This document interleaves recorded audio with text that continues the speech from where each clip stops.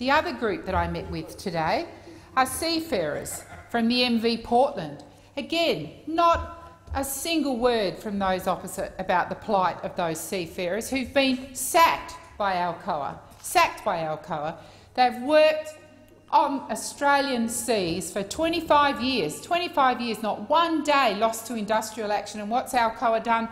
One flick of the pen, they've sacked them. And guess what? They're going to be replaced with foreign workers earning $2 an hour. Do those opposite care? No, they don't. They do not. I met a seafarer today, 20 years at sea.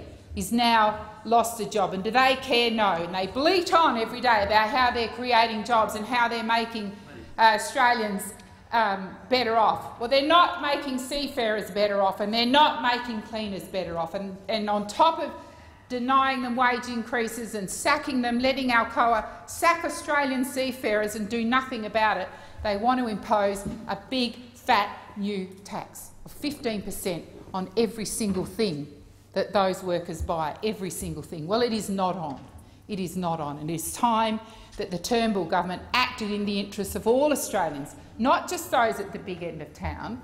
It is time that we had some multinational tax transparency in this country. It is time that multinationals and those who earn a very big income, a much bigger income than a cleaner on $20 an hour, started paying their fair share, started actually contributing. But no, the Turnbull government, no wonder some of the states are calling for a GST, because the Turnbull government is starving them of funds.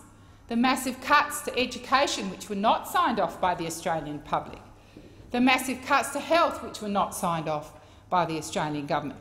All of those funds have been taken away from state governments, whether they're Liberal governments or Labor governments. They're all in the same boat, and they're desperate to provide those services.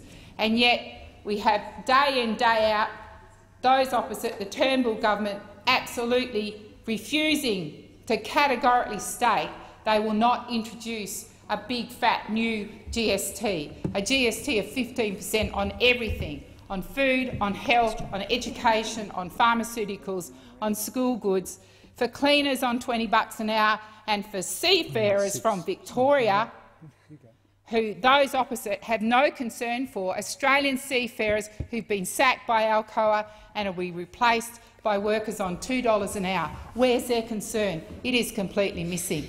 Those seafarers in the parliament, if you'd like to meet with them, just talk to me and they will tell you what an increase to the GST to 15% will do to them as they face the unemployment queue. It's a disgrace. They should absolutely rule out a GST once and for all, but they won't do it.